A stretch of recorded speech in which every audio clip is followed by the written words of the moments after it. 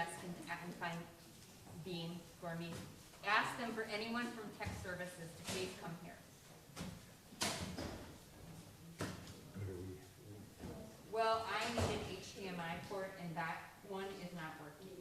That long one is not working. So let's get your slides up first, and we'll worry about this in a second. So come on. So my drive is here. I'm going to have to say yes. It's sneaky. Yes, it is. It's difficult. You get that in. Me.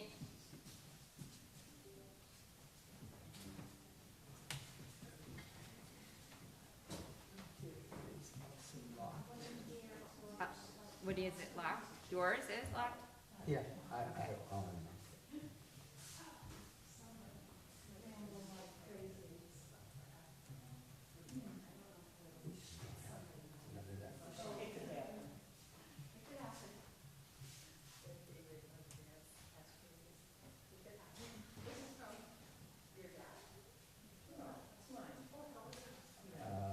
File Explorer.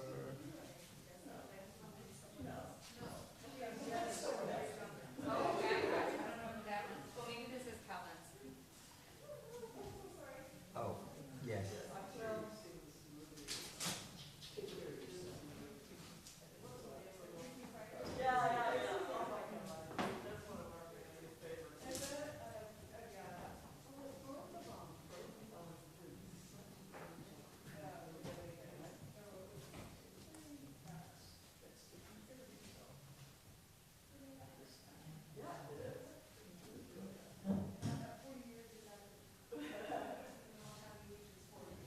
Okay. Do I keep that in, or do you want me to put it on the desktop? What? The- Yeah, no, you just keep it in Keep the there. I thumb don't. drive. Yeah. So this will help. This will drive it for you. Like you could just click on it here. This right here. I have a mouse right here. See, right here, right here. Yep, I have a mouse. So, And I put hey, it- I need an actual HDMI to an HDMI. The big cord doesn't work. It pops in and out. I need just the tiny one, and I don't know where it is. Sure thing. Should be. This is the last one was used, but this is not the right one either.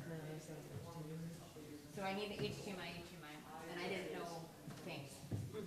I would have grabbed it, but you know, I was like, okay, Yeah. give it a little less. Let's get you some water. So you have it? In case you need it, okay? So I need it. It's a long time. Tired and tired.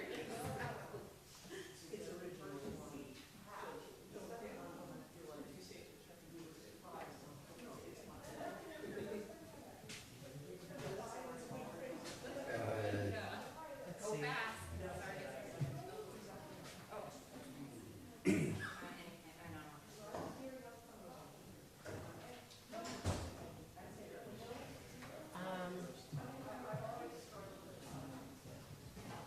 Looks like it is connected, but it's. Ooh. Here. What do you need us to do? I was just checking to see if it was mirrored or not. Okay, here, you want the mouse? It's right here. Do you want me to? Nope. So what I found is if I close the slideshow and open it up again, it would work. So try that. So close. The slideshow. Just go all the way, completely close it, and then reopen it up. That's what I had to do the last time. I don't know why. See, it says there's no input. That was our problem. It keeps doing that. I keep getting this no input, and then I have to jiggle everything. So, like, push that in and see what's going on. And then I had to push it in the wall. It's like coming out or something. It is, yeah.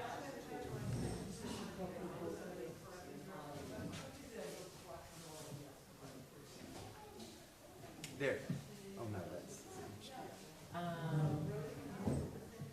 It looks to me like it's. So what if you impression of try? like- What if you just try to get it up and say slideshow and see what happens? This is a touch screen, by the way, so if you want to just touch the screen, you can. Okay. We are having serious tech issues. No. Yes, you really are. Seriously.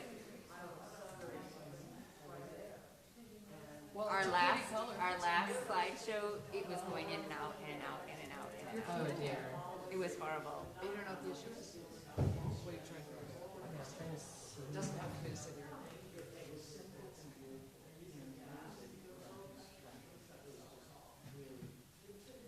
Because it definitely is connected, but it's just not. Was it the same Aha, computer? oh my gosh, what? This is the same That's how computer it he was. was using, right? Did you try different? Is this the same computer Maynard was using? This is the same one I was using. Extended Yes. displays. It was extended in a We're very. trying to look at some tech issues, so. There you go. it is, there it is. You got it. It's on the screen. Okay, so So now we what, just what go. did you do? You know what you did? Yes, so it's, right now it's screen mirrored. It was set before to like an extended display, but it was not extended to the left or right. It was extended like up in the corner. I wonder why he did that. I don't know. Because I didn't touch it, that I know of. Okay. Okay. Jennifer.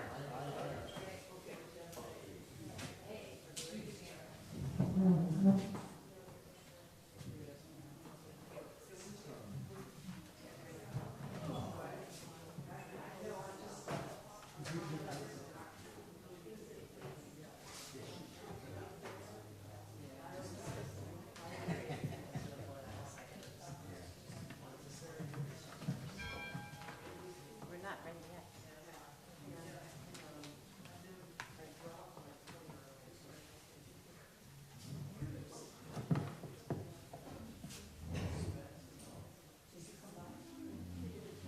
I want to wait a minute or two because they just rang the bell.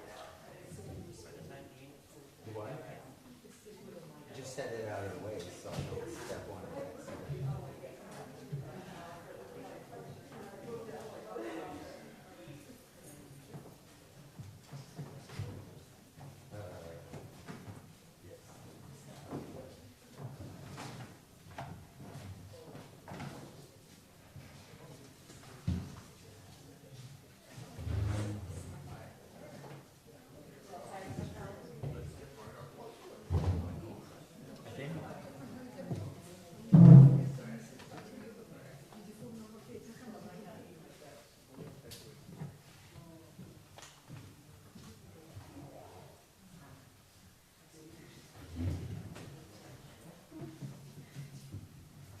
Hello, everyone.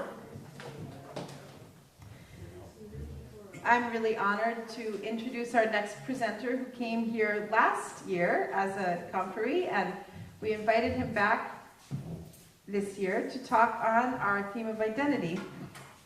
Calvin Chatlos, or John Calvin Chatlos, is a professor of psychiatry at Rutgers RWJ Medical School and medical director of the Specialized Addiction Treatment Services in New Brunswick, New Jersey.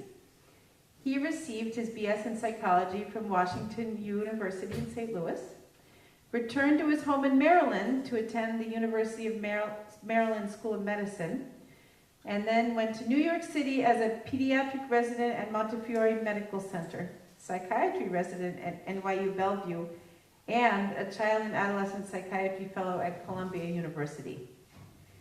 He's come from a humanist background with ethical culture at its founding New York Society, and faculty member and graduate of the first class of the Humanist Institute. Calvin is currently a member of the Monmouth Center for World Religions and Ethical Thought in New Jersey. His work with addiction programs and ethical culture has led to exploring the nature of spiritual experience and has identified key experiences to open to a spiritual core that is within everyone. He lives in New Jersey with his children, ages 21 and 23. Calvin, welcome back. Thank you. And I did come back. I did come back.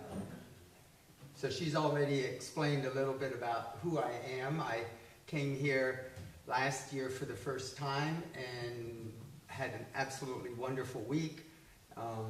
And then when I heard the conference theme for this year, I approached Jennifer and CJ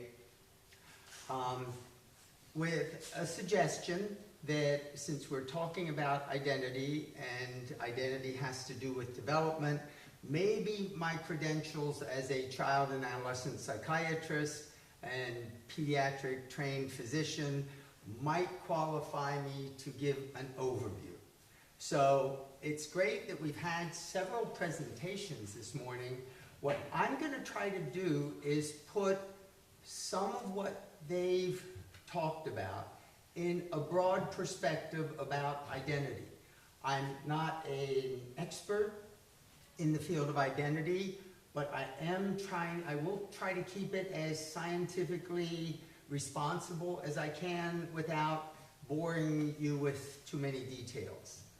But I think it may help to set the stage for many of the things that we're talking about this week.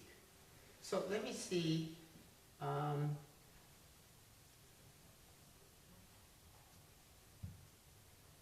And I actually changed the title, and I'll explain why, Identity and Spirituality in Seeking the Highest.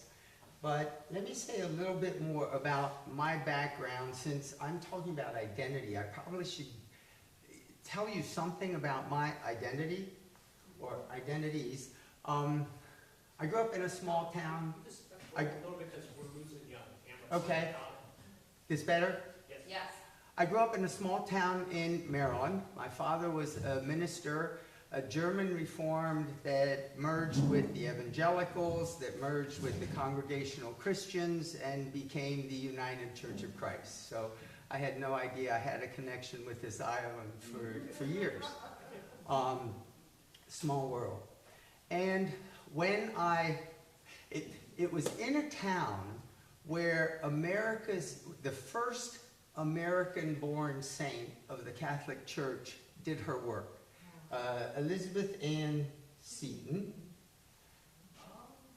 So the entire town, when I was growing up, a population of 1,200 people, was steeped in religion. With my father being a minister, with her huge statue overarching our town from the mountains. And I rebelled against it. And I left to go to college and came across what Jennifer mentioned, ethical culture in St. Louis. This is the Ethical Culture Society building in St. Louis. Just the look attracted me, and I said, what is this? And I stumbled in, read their purpose, and said, oh, I think I belong here. I followed that everywhere I went, including, this is the New York Society for Ethical Culture.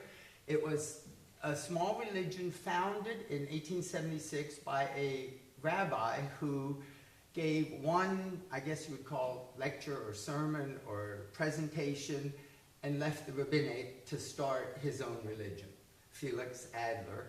So that's the founding building of the Ethical Culture Society. And my current additional identity is with Rutgers University. Okay? So,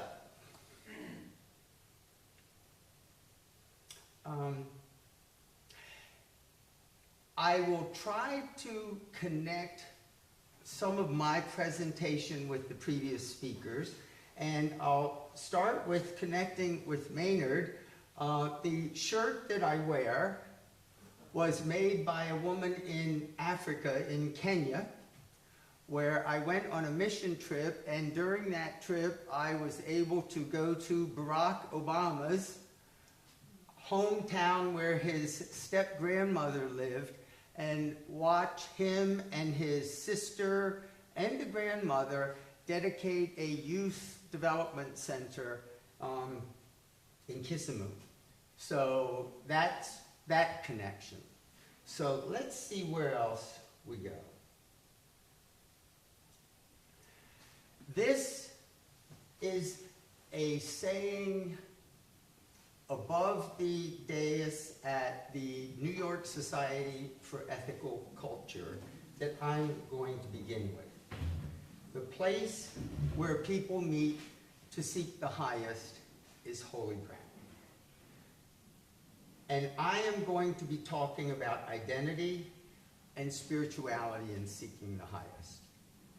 I'm also going to say something about a logo here that's been part of a project I've been working on for about 25 years that is to remind us that during this week we are encouraged to remain open-minded, open-hearted, and open-handed as we seek the highest. Now, let's get a little academic. Here's what I'm going to try to go over. I'm going to review stages of human development described by Erik Erikson. Maynard talked about identity from the philosophical perspective.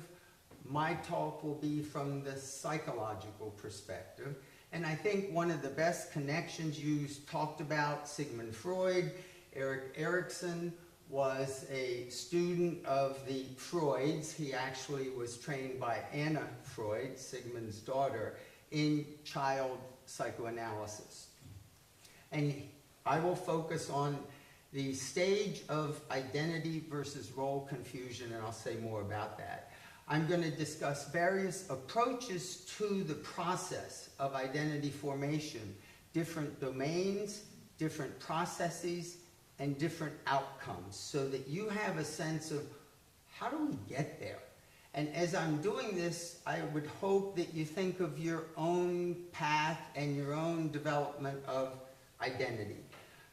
I'm going to enumerate processes with which identity develops and the outcomes. Then I'm going to describe a specific approach to spiritual development and its relationship to identity development. And I'm actually going to claim that identity may block openness to spirituality, and that it's the identities that clash in we against they, or we and they, and it's the spiritual connection that's universal that may bring us all together. So, let's see.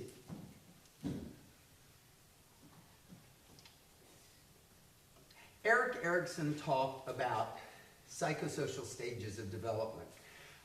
You may be familiar, but I'm going to go through some of it in detail because the concepts have a recurring theme throughout our lives. Beginning with the first year of life, each of these stages, there are 8 stages he identified, has a crisis. That one is trust versus mistrust. There is a favorable outcome, in this case, faith in the environment and future events. And there is an unfavorable outcome that may occur, ending with suspicion and fear of future events. Second year, the crisis is autonomy versus doubt. Outcome favorably is a sense of self-control and adequacy or competency. And the unfavorable outcome are feelings of shame and self-doubt.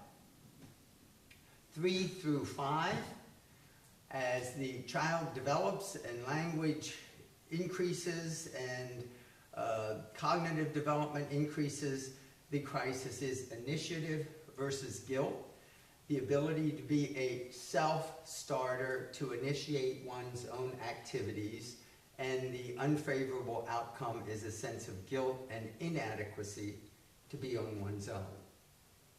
6 to puberty, generally around 12. Industry versus inferiority. The ability to learn how things work, to understand and organize. And the unfavorable outcome is a sense of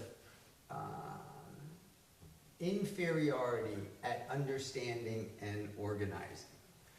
So those are stages leading up to where our focus is. Adolescence, beginning with puberty. This is the stage where we have the crisis of identity versus role confusion. The favorable outcome is seeing oneself as a unique and integrated person, and we've talked about that throughout the presentations this morning. And the unfavorable outcome is confusion over who and what they really are. I think Maynard or someone had spoken about identity may coalesce in adolescence, but it gets redone throughout the rest of our lives, and we'll talk about that. In early adulthood, the crisis is intimacy versus isolation. The outcome we hope for is the ability to make commitments to others and to love, and the unfavorable outcome is an inability to form affectionate relationships. Middle age, now, I don't know how I can, is there some way of lifting that up on the screen because we're missing the last one?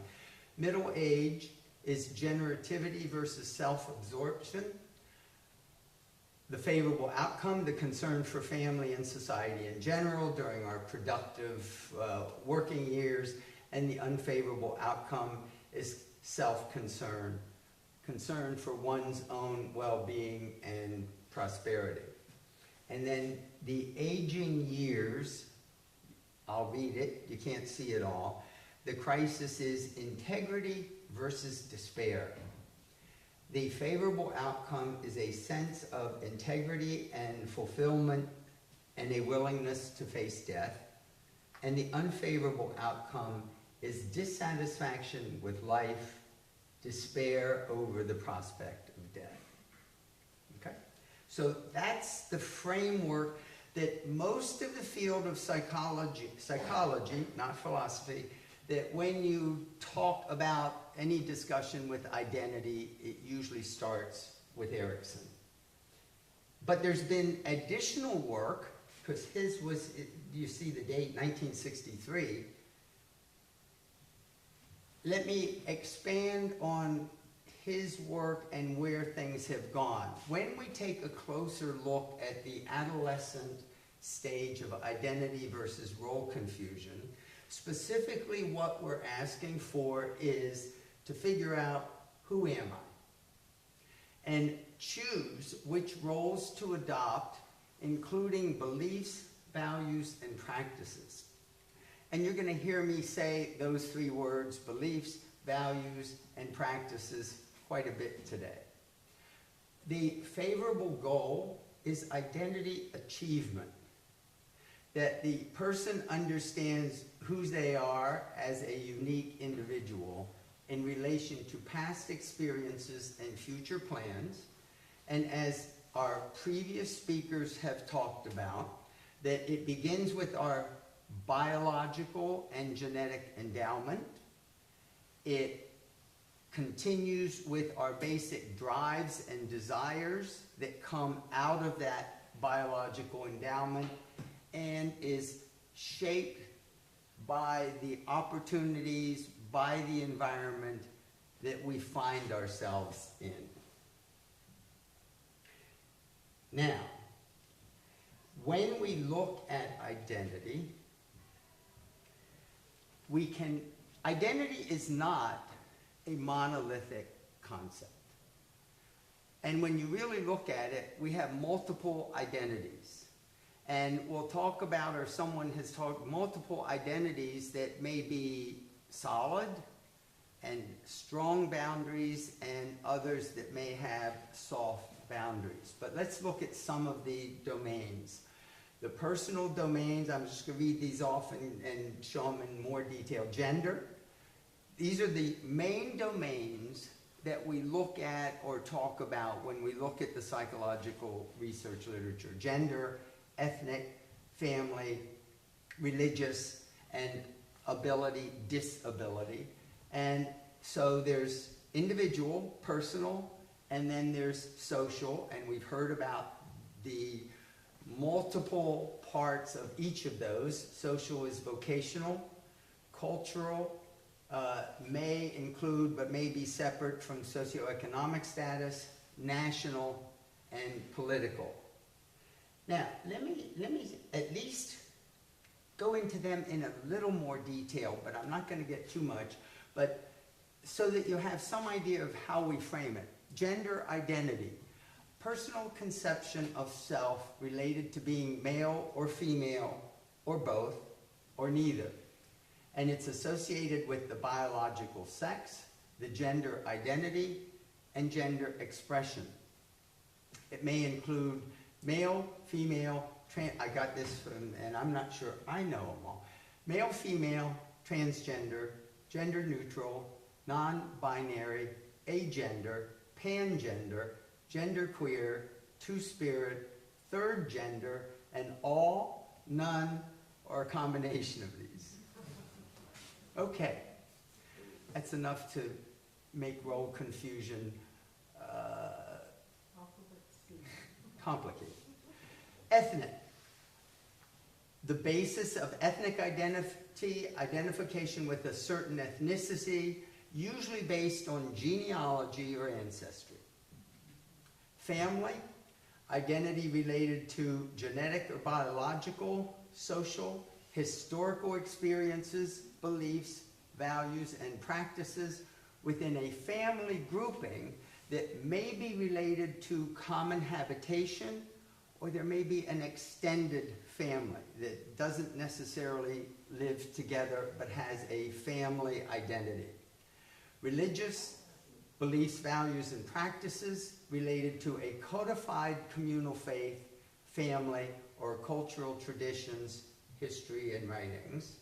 And disability, an identity related to disabilities that may be physical, emotional, or behavioral, functional, and may be genetic, biological, or developmental.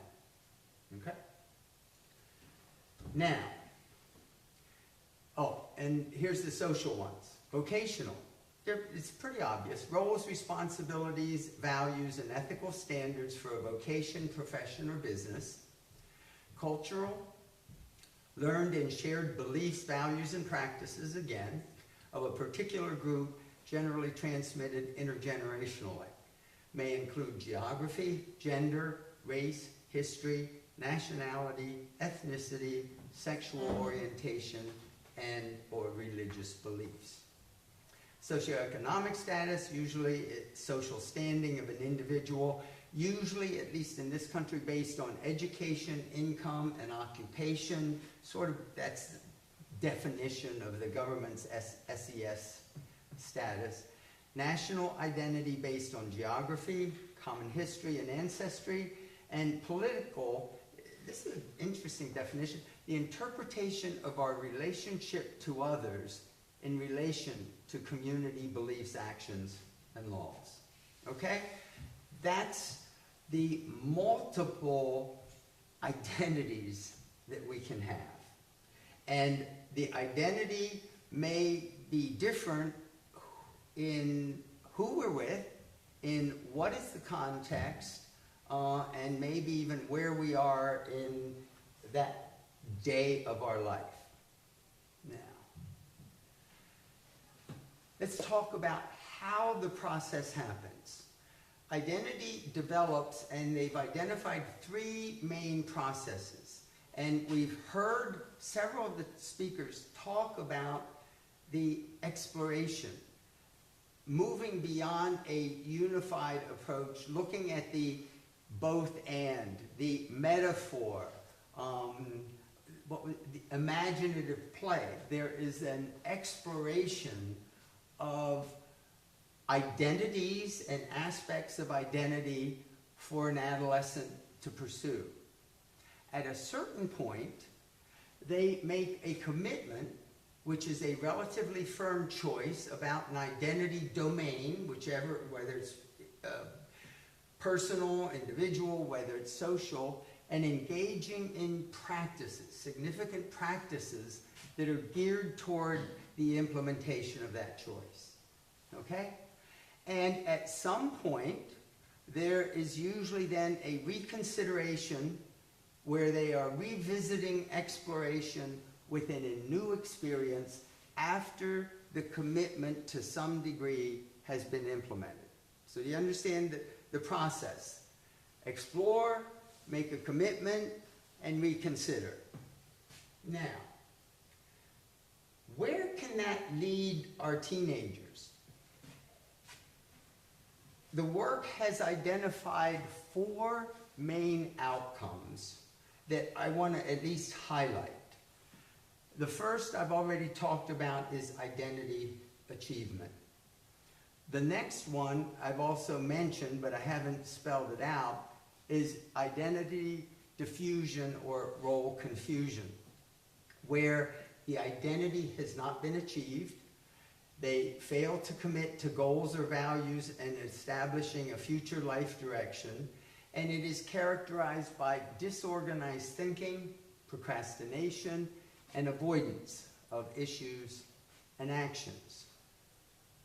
A third option is what they call an identity moratorium, where the identity achievement and commitment takes a shelter and continues with exploration. And the common best example is college or the military, where there may not yet be a firm identity, but we're going to college to explore outside of where we came from. And then a fourth is identity foreclosure. This is someone that would conform to an identity without exploring. Someone that is raised in a certain family culture that may be so homogeneous that they may not even have opportunities to see beyond it or to have any kind of contact.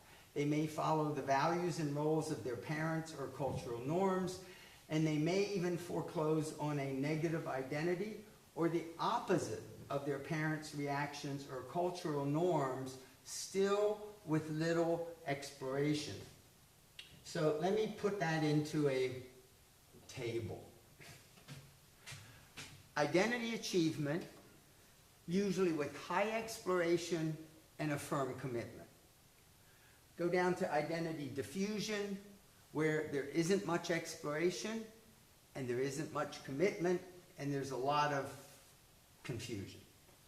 The identity moratorium, someone that wants to explore more and more, doesn't make a definite commitment yet. And then identity foreclosure, someone who really hasn't explored much at all, but they've made a very strong commitment. Now, I'm going to comment on this before, I want to make a comment.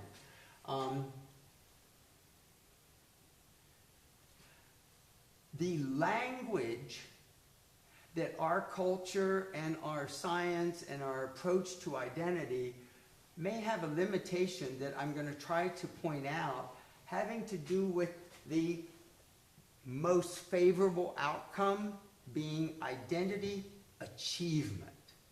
Automatically putting our focus and value on achievement. Whether that's good or bad, we might see. Okay? So that was a description. Now let me give you sort of a demonstration. One of the, we have a superpower. And it's incredibly present from as soon as you come out of the womb. And it's our capacity to make distinctions. That what happens, the infant looks out on the world, and there is a mental representation that Jean Piaget, a Swiss psychologist, called a schema. And through actions that the child will make, they either take information in, which we call assimilate information into that schema, or depending on what the information is and its correlation with the schema, we may accommodate by changing the schema to fit the information. So this is basically the learning process that an infant will go through. But there's a stage that it goes through that I'm going to demonstrate. Let's see. The infant can only act, and through their actions they distinguish objects. And they then focus on distinguishing relationships between objects, and it moves to relationships between people, and then finally moral and ethical relationships. Okay? And the extension of that in the field has been Lawrence Kohlberg's work on moral development, the stages of moral development. Okay, so this is the process. This is how the psychologists get this to morality and ethics. Now, let me try to take all of this and bring it into identity in a specific manner.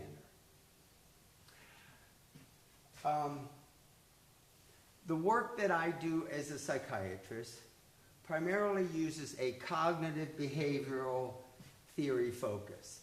The idea is that we can have experience and describe experience, that we have thoughts, we have feelings, and we have actions. That's the Western concept. Eastern concepts, many of them have the same concept, but they use different words. Hinduism, Parasarathi uses body, mind, and intellect. Another Hindu philosopher would use intellect, emotion, and will. But whenever you look at these different philosophies, you want to look are they really talking about these three ways of looking at the world?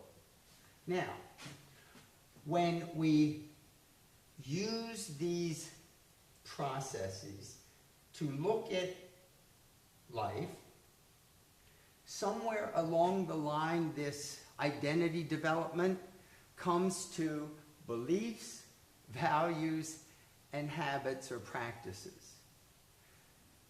The combination of those three things, if you look at all those definitions I gave, is what we would refer to as identity.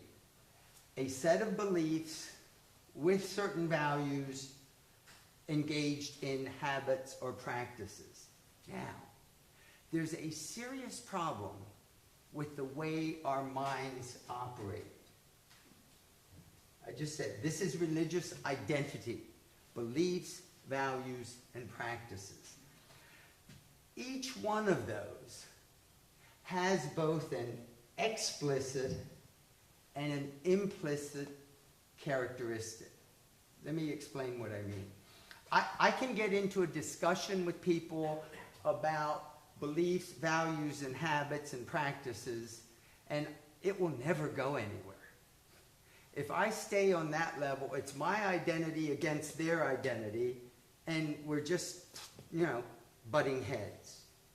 Partly because each one of those may only be capturing 2 out of the 3 parts of experience. For instance, beliefs may be a thought with a feeling, okay, that is explicit, but there may be an implicit action that is contradictory.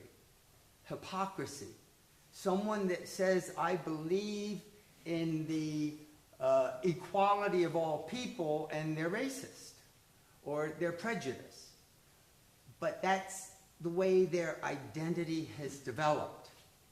Values is a doing, it's an action with a thought, but because values are so egocentric, they're part of us, most of us don't even have an emotional connection with the values. It's just us until it's challenged.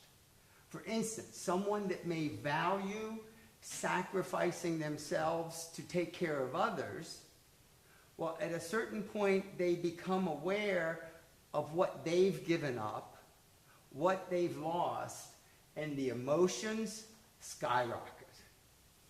Okay? So, again, they may be explicitly expressing their value, but there is an implicit aspect that they are dissociated, they are disconnected with. It is not integrated. And then finally, habits, a doing and a feeling with no brain. Basically addiction. Okay? Full habits, automatic, no thinking. Now, let me try to explain that, because we've been trying to look at it. There is a theory, has some evidence. As with any of these theories, they get challenged. But the idea is that if you do dissections of our brains, there are at least 3 sections that have cells that look different, act different, function differently, and connect differently, that it is believed come from different stages of human evolution. There is a reptile, automatic, survival-focused, fight, flight, freeze, play dead, or fawn. There is and it's totally unconscious. There is a mammalian part that may be related to the limbic system, primarily feelings, memories, and it makes decisions. And then there's a human part that's cortical, and that is primarily language and reason. There is pretty good evidence that the human condition that creates the problem is that the human part is not always well connected to the mammal part.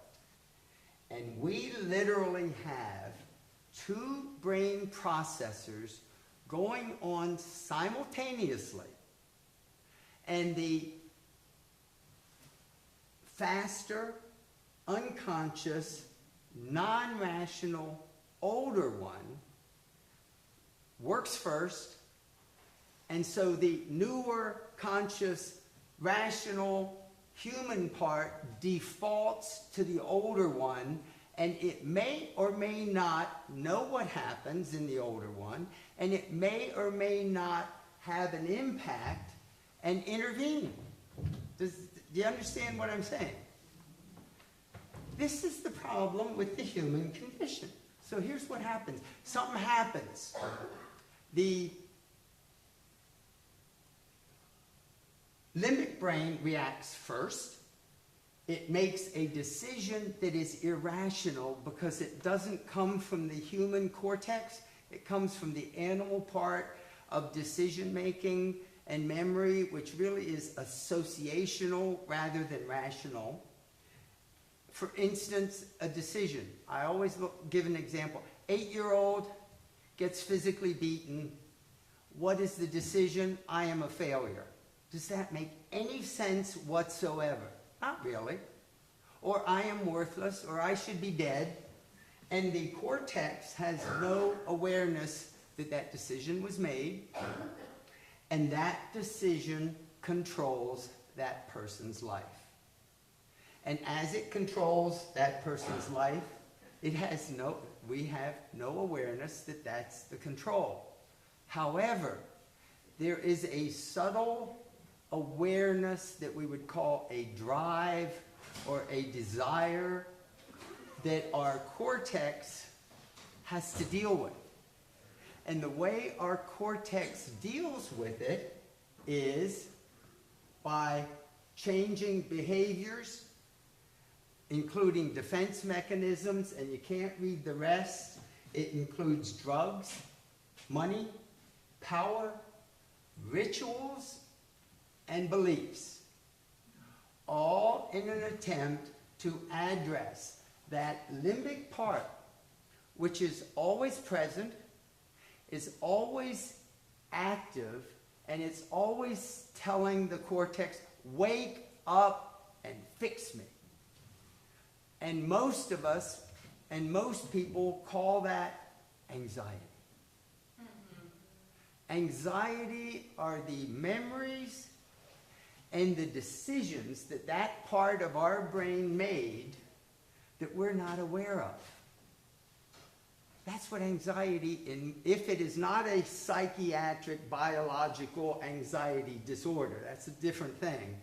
Anxiety is connected with memories and feelings that we may not want to accept. But it's always percolating, trying to say, wake up and fix me. Okay? Now, let's make a little bit of a shift to get to where we want to go. Religion. Whenever we talk about religious identity, we want to at least define religion first as the institutional aspect of those beliefs and practices related to the sacred or divine held by a community or social group, separate from spiritual or spirituality, and this is the common definition that's accepted, spirituality being a personal human experience related to the transcendent, the sacred, or to ultimate reality, closely related to values, meaning, and purpose in life, and spirituality may develop individually or in communities and traditions. And then there's a third thing that we need to look at called religiousness. Religiousness may be someone that expresses or has a system of beliefs and practices related to the divine, related to the sacred, that may or not be related to a community or social group. Someone that lives ethically and morally with Christian values, but does not identify with the Christian religion. Okay? So whenever we have discussions, whenever you look at any research, you want to be clear what they're actually researching, because the research is making some conclusions where they are mixing religious with spiritual, and those conclusions have significant impact if they're not separated properly. Okay? Let's look at America. If we look at America, this is a recent survey done by the Fetzer Institute, where we looked at how religious are you, slightly, moderately, or very, or how spiritual are you, and this is where America seems to fall. I was a little surprised by this, because the majority see themselves as both religious and spiritual. We have very few people that are not at all spiritual, which would be down here, or not at all religious, but the majority are in here. I think that's a fascinating study. I'm not sure what it means yet, but that's our country. Now, I want to talk about spirituality as an identity. The exploration of spiritual experience. Remember, identity is about exploring. Well, you don't hear much about exploring spirituality in all of these books, even the psychological things. It's the exploration of spiritual experience with, at some point, a commitment to spiritual attitudes leading to what might be called a spiritual identity. Now, I've used the word spiritual. Everyone in here probably has a different definition of that word. So let me use, this is the definition that I've been using in what I'm presenting. And let me highlight it. Spirituality as a quality of the relationship to whomever or whatever is most important or supreme in life. Several things. Quality. Quality. Try to put the quality of soft into words. The fact that spiritual experience is a quality makes it real, because soft is real, but ineffable. Hard to put into words. An absolutely real experience. I argue with spirituality. There is no question about spirituality. There may be a question about God and what that means, but spirituality is absolutely real. And it is experienced in relationship, not in isolation, not in self-focus. And it is connected with whatever is most supreme in life. Now, how many of you would say that you have personally had what you would call a spiritual experience? Raise your hands. Okay. In most groups, about 25% of people would recognize or would acknowledge that they have had what they call a spiritual experience. Well, how do you know that that experience was spiritual? The way we've been doing it is we've characterized spiritual experience with these characteristics.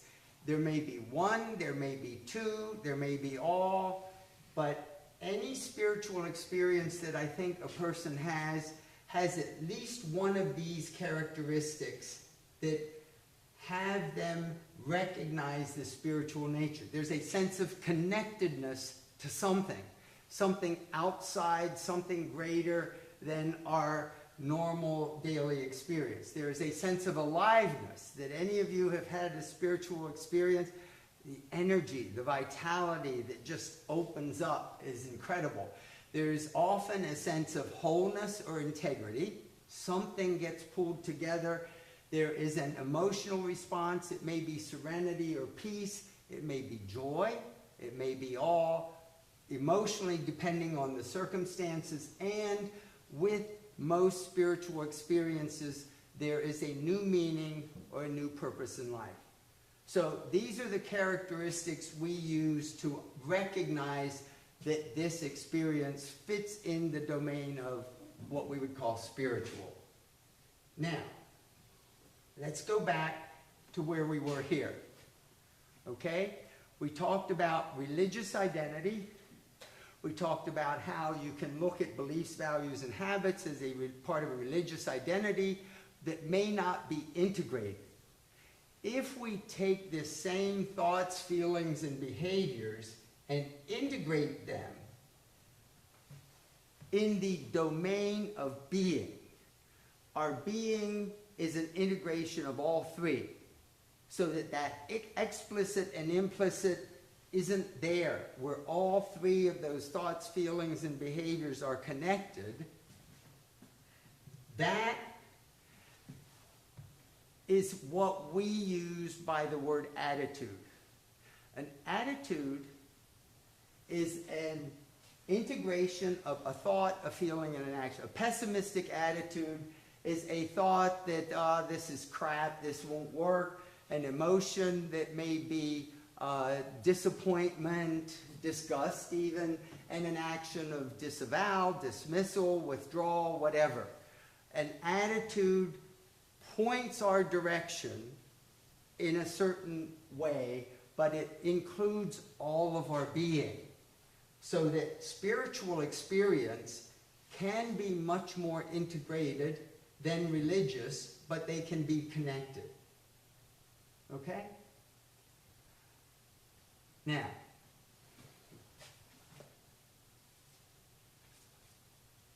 I wasn't even going to say it, but I'll say it. My background came from ethical culture. Ethical culture's statement of purpose says our commitment is to the worth and dignity of every person. When I first saw that, I said, okay, that's nice.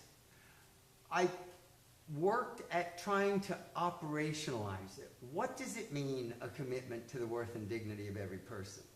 And for 10 years, I had more arguments with the ministers, with the leaders, with the members of ethical culture. I was leading groups, and eventually I found a way to operationalize what we're talking about here. And the discovery that we made is that when we strengthen self-worth and dignity, the way I'm going to define it, something happens. There is an automatic opening of a new level of awareness. That what I've seen is, I call it a spiritual core, whatever it is, I don't know, whether is it that animal limbic part waking up? Is it a new connection? We don't know what it is, but it opens us to spiritual experience. Now, let me explain how we define it. I go to the dictionary, get a definition. Now, someone talked about dignity earlier.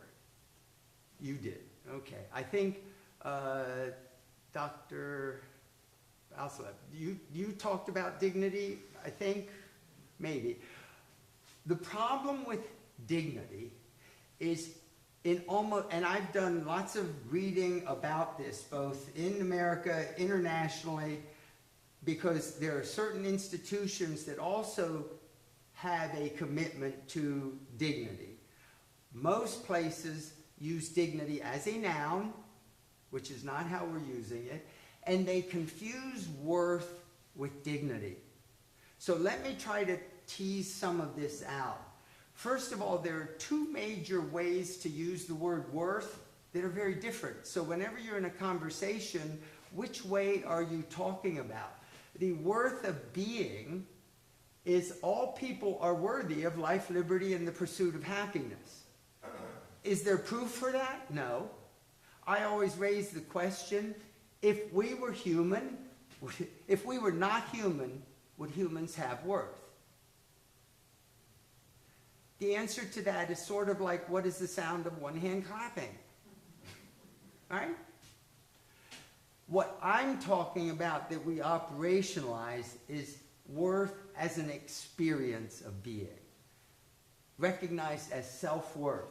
Here's the definition of worth, that quality. Again, quality makes it ineffable, of a person or thing that lends importance, value, merit, measurable by the esteem in which the person or thing is held, a relational recognition, a relational experience. And it develops over time. The way we define it, self-worth, is self-confidence in the domain of thinking, self-esteem in the domain of feelings, self-competence or efficacy in the domain of doing. Each one of these is psychologically and research defined and measurable. We know that it develops over time with self-competence. What does a baby do? They do. They become doing. As their maturity develops, they get more of an emotional expression and self-esteem develops. And as their cognitive development occurs and expands around the ages of 5 to 7, their self-confidence as a cognitive recognition develops, and self-worth as an integrated entity only happens around late puberty. Shame is the experience of being unworthy. Shame is the experience that undoes any sense of self-worth. And that's what makes it so caustic or so toxic, because it just undoes the core of feeling worthy. Because what is shame? Is I feel unworthy. Now, let's go to dignity. Dignity, the quality, again, that makes it ineffable, of being worthy. So dignity and worth are connected, of esteem or honor. What is it about human experience that we honor? Dignity is not a noun, it is an expression of being. And when we operationalize it as an expression of being, what do we honor most in the area of thinking as a human being? What do we hold up there? Yeah? Oh, come on. Reason. Beginning with our capacity to make choices, making choices from reason is our supreme priority, and with experience it expands to wisdom. In the domain of feeling, what do we honor most? Compassion. Compassion beginning with our incredible capacity for empathy. Empathy because we have language, and maybe because we have mirror neurons, leading then to socially caring and justice. And in the domain of doing, what do we honor most? What does our society honor most? It's sort of, what is it? It's not just money. Courage. Courage. Beginning with the honesty with self and others, which is the foundation of social reality. And we can see how that's falling apart. and how the dishonesty that's going on has something to do with courage, okay? And that expands to giving and generosity. So that this is how we operationalize self-worth and dignity in the work that we do, and what undoes or what the response of our being to injured dignity is guilt. If we could go into that later, but it ends up being guilt. Guilt is I should have done something, right? So when someone makes you do something against your reason or against your choice, guilt says, I should have made a better choice. I should have reasoned it better. Okay? Where does that come from? Guilt and shame are the animal responses to injured self-worth and dignity that don't make sense. And guilt and shame are not what we're designed to experience. We're designed to learn. That when we learn what needs to be done in any given moment, we don't have shame and we don't have guilt. Okay? Let's see where this takes us next. Now, adolescence. Maynard talked about adolescence. Dignity develops and matures at adolescence, beginning with puberty. So what happens with puberty? What happens first is abstract reasoning begins. The brain development, the hormonal development totally changes. This is why teenagers suddenly question, what is the meaning of life? What is important? What is God? Are all questions that teenagers start to ask as their abstract reasoning capacity increases. Sexual feelings expand the experience and the capacity for many different emotions and empathy. And because adolescence and puberty is social, the social milieu expands the exposure for compassion. And adolescence, of course, in terms of that move from exploration to commitment, commitment to an identity requires courage. So that adolescence is truly about the strengthening and the development of human dignity. And none of this is in our culture. Our value in our culture with teenagers is achievement. What if that whole approach to identity was not the goal is identity achievement? What if it was identity expression? So that our goal isn't to have an identity that gets consolidated solidly. Our goal is to learn what we mean by reason, by compassion, by courage, and just strengthen it and strengthen it and strengthen it and strengthen it based on what do we need at this moment in my life. Okay? Does that make sense? It's a different approach to adolescence. I think it is the expression of the full capacity of being human. So I asked the question, what if our culture valued reason, compassion, and courage in our teenagers, and that was the focus of our culture? Dignity, as I'm describing it, often conflicts with identity or leads to a different identity. Now, here's a process we also discovered. If we make a commitment to the worth and dignity of every person, including ourselves, as I've operationalized it, something happens. Who we are from our past come up and block us from keeping that commitment automatically. So that if you go through life living that commitment to the worth and dignity of every person, life and who you are is going to hit you in the face. And you're going to come across these people that you just can't empower their worth and dignity. Well, how come? What's it got to do maybe with me? What in my identity, which is the first block that we experience, and I'll expand this, what in my identities, is it a religious identity that gets in the way of me being and empowering their worth and dignity? Is it a personal identity? Is it a vocational? Is it what kind of identity? Now, this is an introduction to my workshop later this week. On Saturday morning, I'm going to be doing a workshop that takes these principles, and with your participation, we try to apply it. Can we look at our own identities that are getting in the way of our ability to be spiritually connected all the time?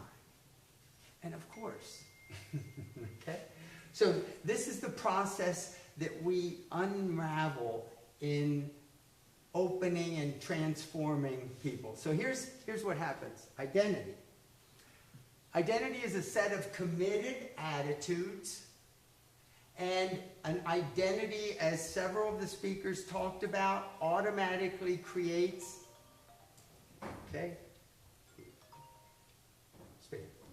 automatically creates a day. That individuation, that separation in Western culture and identity development creates a they. So let's look at a typical, stereotypical religious identity. The belief, God is separate from us. Okay? Value, this is the way. Habits or practices, the connection to God is through X, through the Pope, through the priest, through confession, through a personal relationship, as Martin Buber and the Reformation changed the world. Now, most of us grew up in a culture and in a family with some type of religious identity.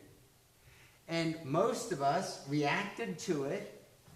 So there could be an anti-religious identity, such as the belief, well, religion is irrational.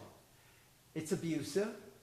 It's exclusive. It's punishing. Put yourself in where you came from. What do we value? Reason, because all that other stuff is irrational. Those beliefs don't make sense. What is this craziness? Mom and Dad, you don't know what you're talking about.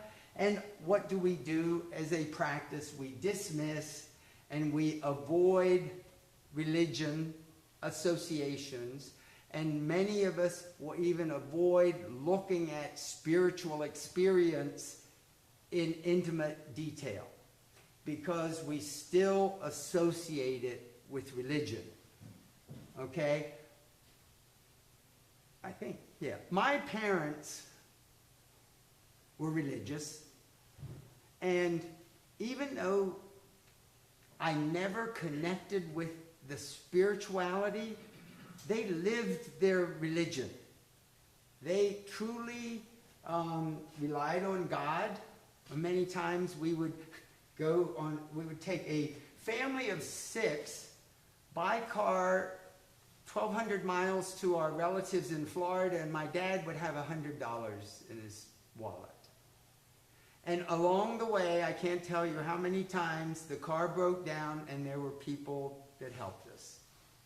Over and over and over again. They truly believed that the world would help to take care of them. So somehow that got passed on. Okay?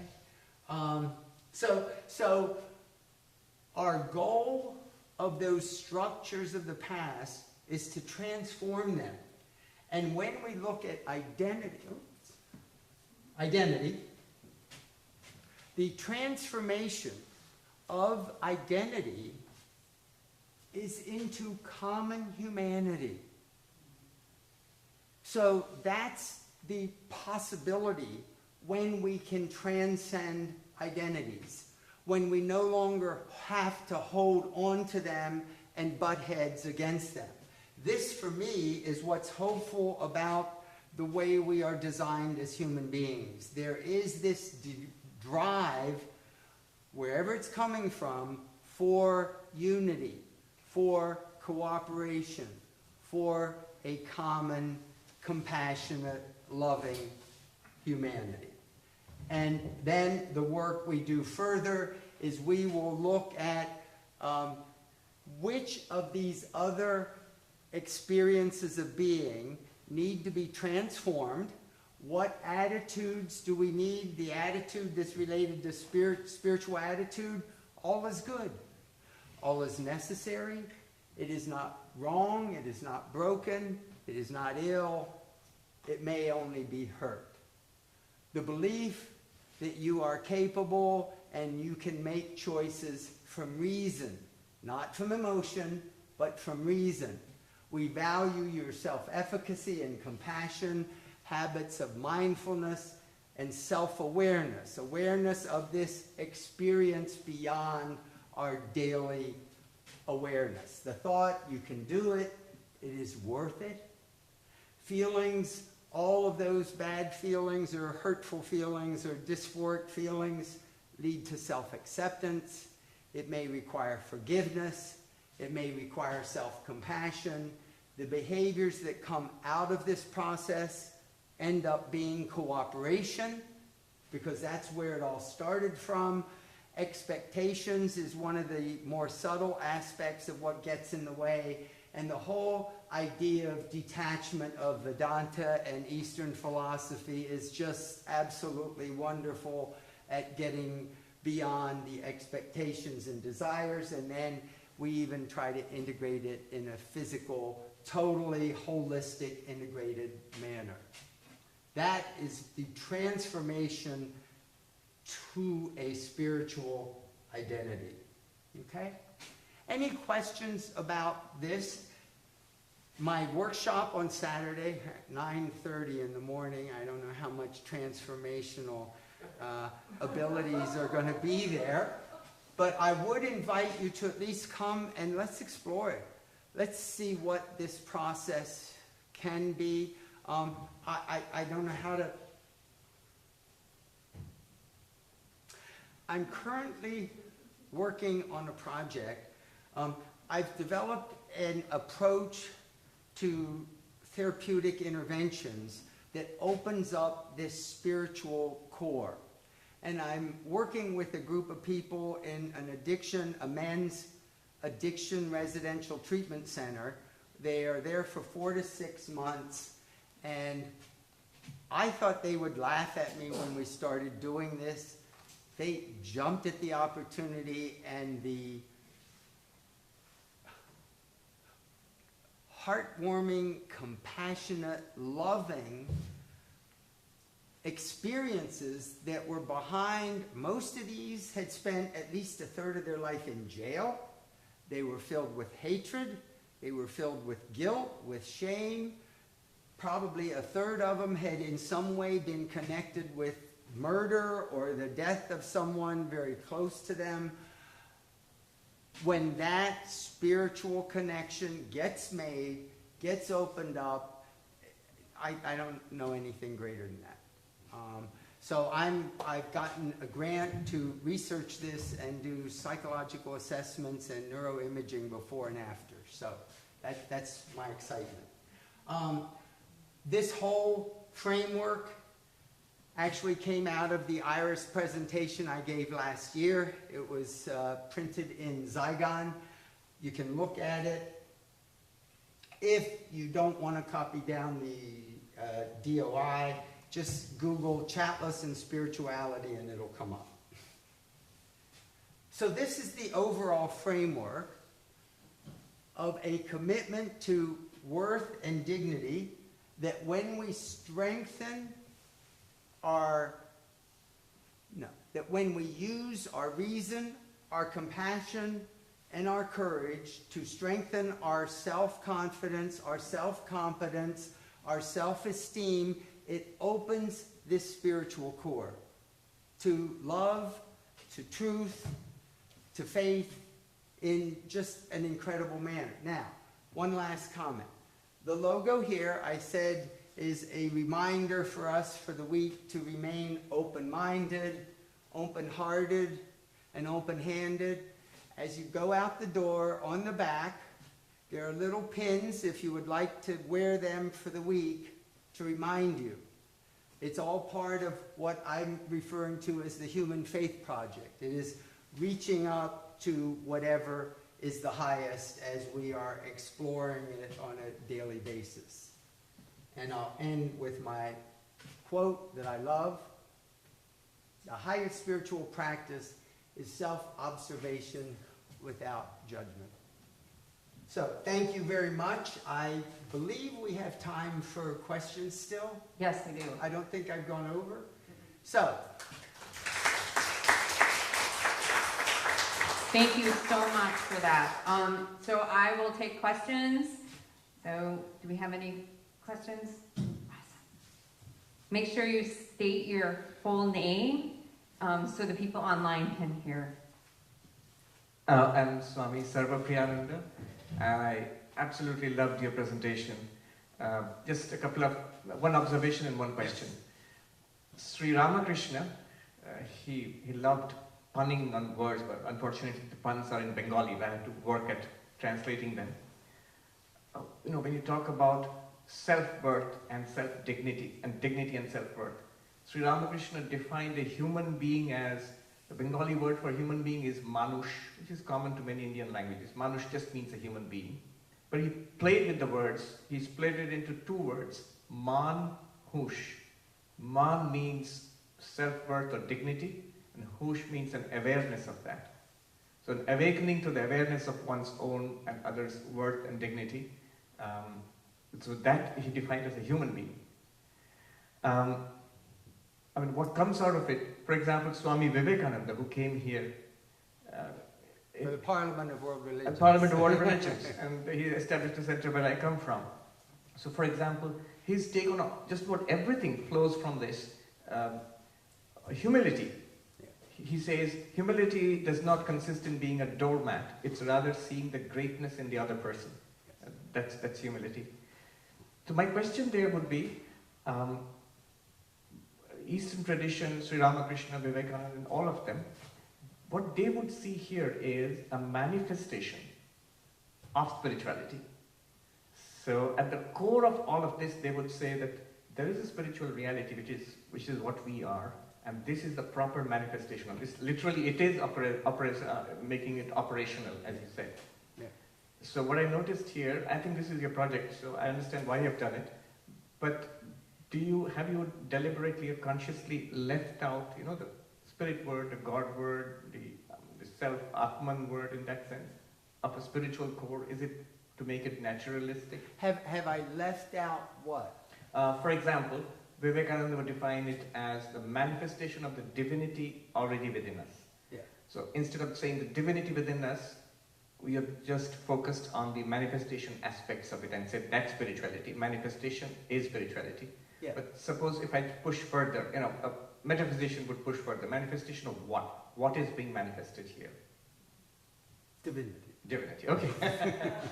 You will not get an argument from me, because whenever I do the work, divinity comes up.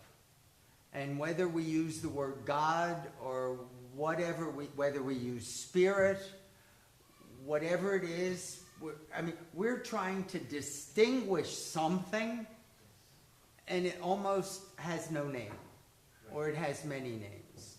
But there's a reality there that we're trying to understand, that we're trying to open, to become aware with, and to stay connected with. You know the power when it opens. It is just an incredible... I'll share. I'm going to work one day, and I get out of the car, and I can hardly breathe. I'm sort of gasping. It's like, what is this? I'm not in an asthma attack. Something's going on. I know to listen to my body, that there's something that's being expressed, and when I sat back and looked at the memories that was trying to say, wake up and fix me, it was my inability to experience pure joy. My chest was going to burst. And the memories of being 5 years old and a free spirit just came back to me, and I could step into a joy that I hadn't experienced in 60 years. So that was the process. I know something's percolating. I won't react to it because it really doesn't belong in the present. It's coming from my past. When I could reconnect with it, I rediscover it. And the vitality, it's just wonderful. That's why I wanted to talk with you, because the tendency is maybe I want to be a monk. But it is something that you get glimpses of, you taste. You cannot be connected all the time with it, I don't think, unless you're a saint. I'm not a saint. But the reality is just so powerful and so palpably real that that's what I am trying to bring to IRAS. That it isn't something that is up there in the future that we should aim for. It is partly what we can have today. That when we do the work to recover our self-worth and dignity that is our birthright, we can experience. And we can experience it even if life out there is not going well. I can have financial problems, I can have family problems, I can have physical problems, but if I do that work, the happiness lives in doing the work. The happiness does not live in our cortex. We can be contented, we can problem solve, but true happiness doesn't come from our human cortex. Questions? More? I just Any kept more talking and questions? talking. Oh, come on. Okay. Could you, Keinberg, could you speak a little bit more about the role of community and relationship in this, in spirituality? Like when you asked us to raise our hand, how many of us had a spiritual experience, and then you listed some of the common characteristics, we would describe it. Oftentimes, for me, those seem to be things that happen when I'm in my kayak on the river, and I look up and, yeah, so I also have those experiences in groups, Yes. right? Yes. But, so I'm like, what if I was on, now I'm thinking about that movie with the guy in the soccer ball. You know, what if I was on an island by myself? How can I would say I can still be spiritual. Yes. And maybe my community there is nature. This is kind of an open-ended question. No, whatever has us reconnect with our true sense of self-worth and dignity is going to open a spiritual connection and spiritual experience. We can try to do it alone. Most people get stuck. They cannot do this work alone. You at least have to reach out, read what others have done to get through the dark nights of the soul, or you do it in a group setting.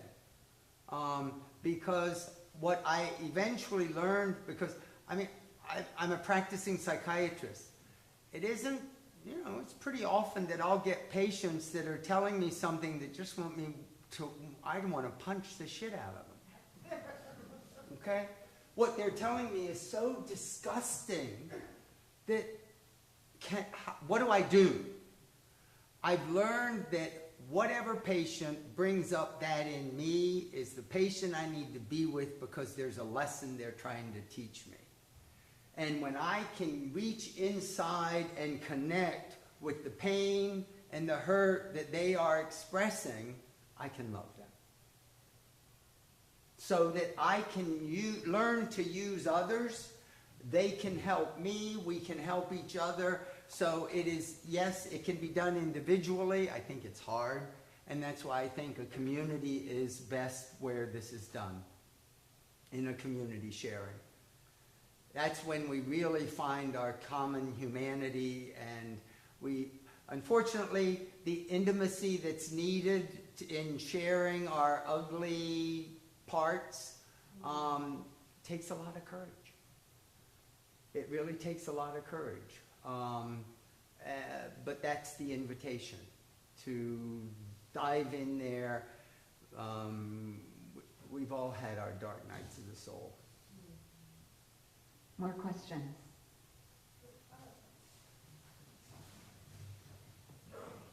Oh, I'm Kim Bryan. Hi. I can. Hi. You mentioned being unworthy, but you never mentioned being worthless. I don't want to get into semantics, but is there a difference, or are those two interchangeable? First of all, are you talking about a state and a condition or an emotion?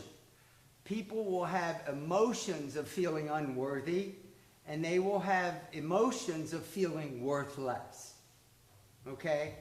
But having an emotion of I feel worthless does not make me worthless.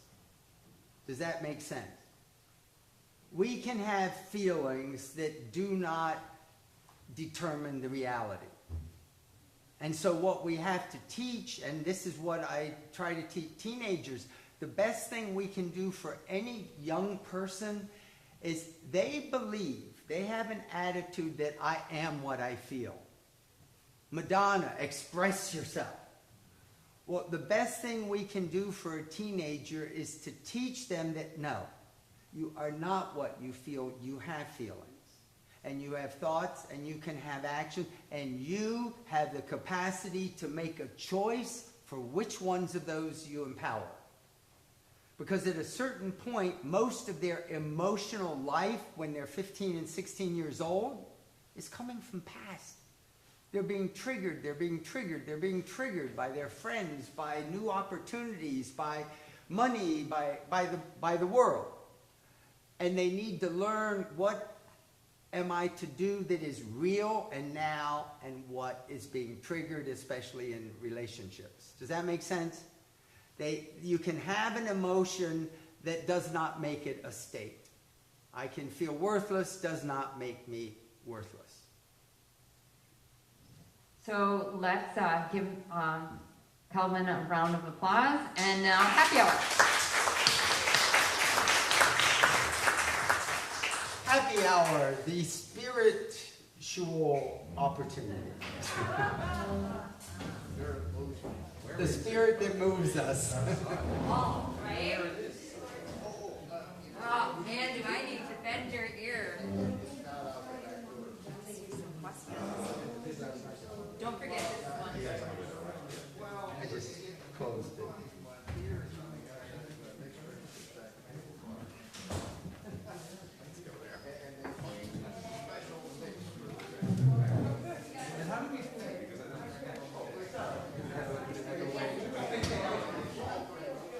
I know it's all free now, but I mean, we're all invited to contribute, right? Anyway.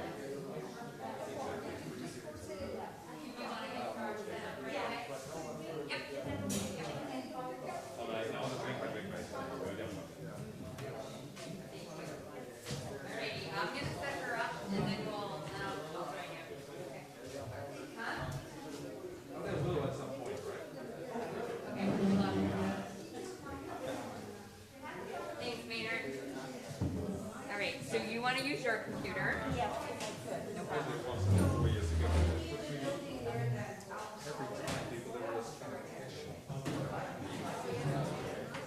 But it's less like that now. So let me put mine, and I want to re-plug mine in because we have to because I have to be able to use it in weirdo situations. Okay, so you are on a Apple, so stick it up here and let's see what we need for. Do you have an HDMI?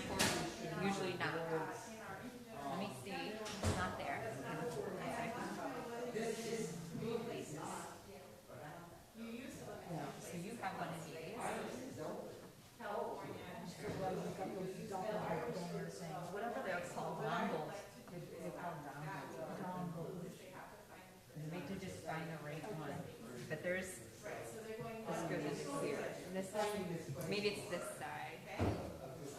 Nope. It was a, did you see a little white one?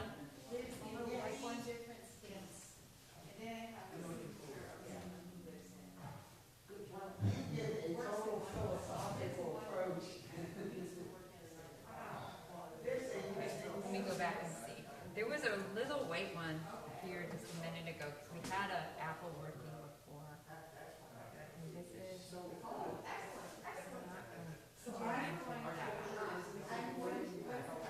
Let me look on this side.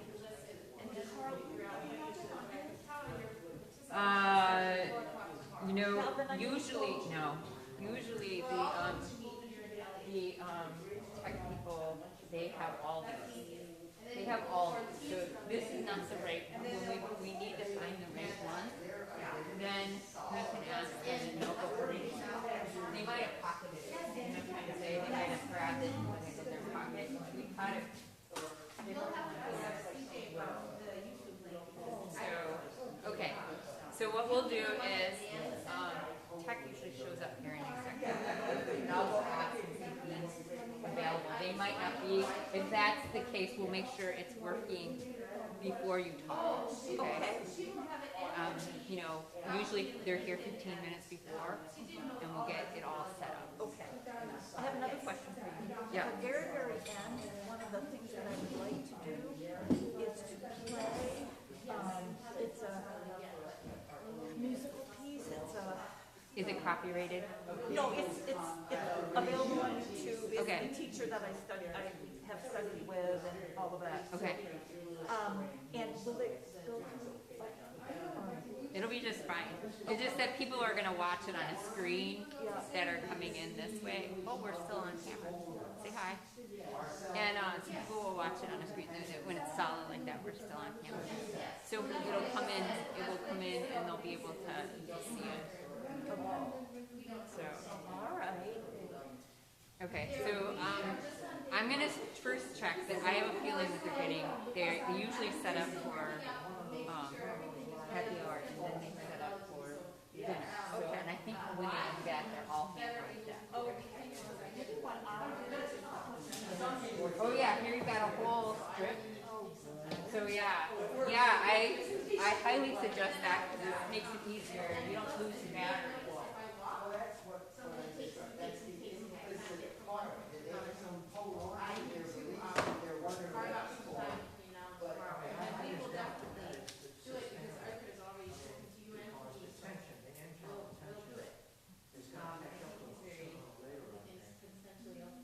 Unless they can find another drug high that will have them or not. And it just goes deeper and deeper, and go deeper and deeper adjustment.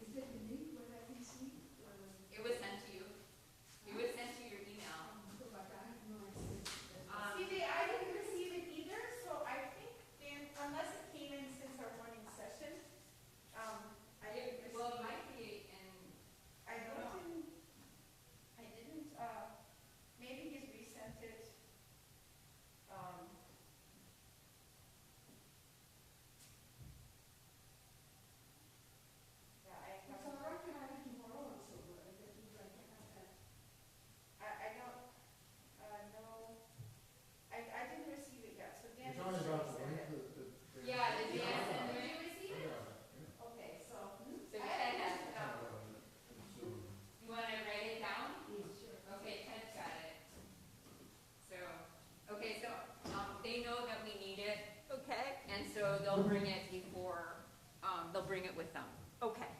okay? Okay, doke. What's all that? Push, push, push, push. Oh, I am, just doing my notes a Oh. little bit. I'm like,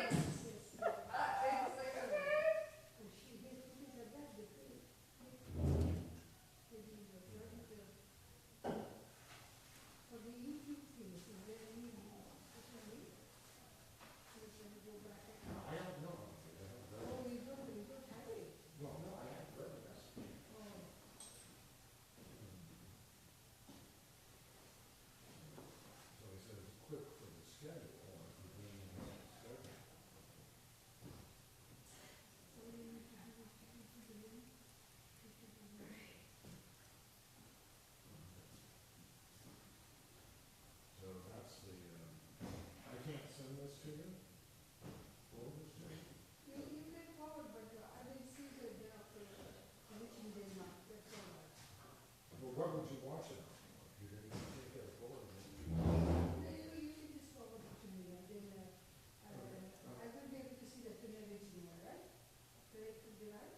Yeah. So you should have gotten this in the first place. So you don't know whether you got it straight or not.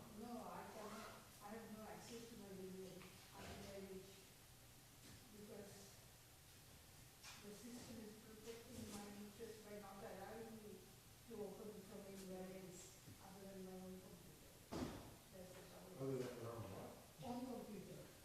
Oh, you didn't bring a computer? Why not?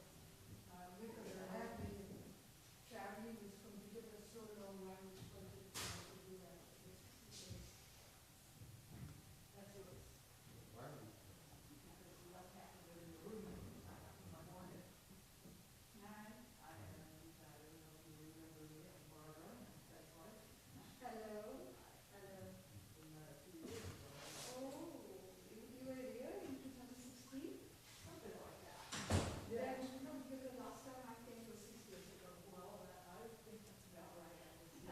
No, she, Barbara's been there since.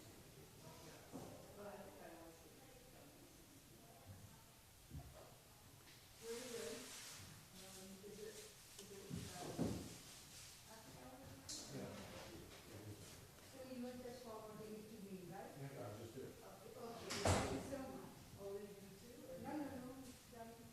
I'll be right with you.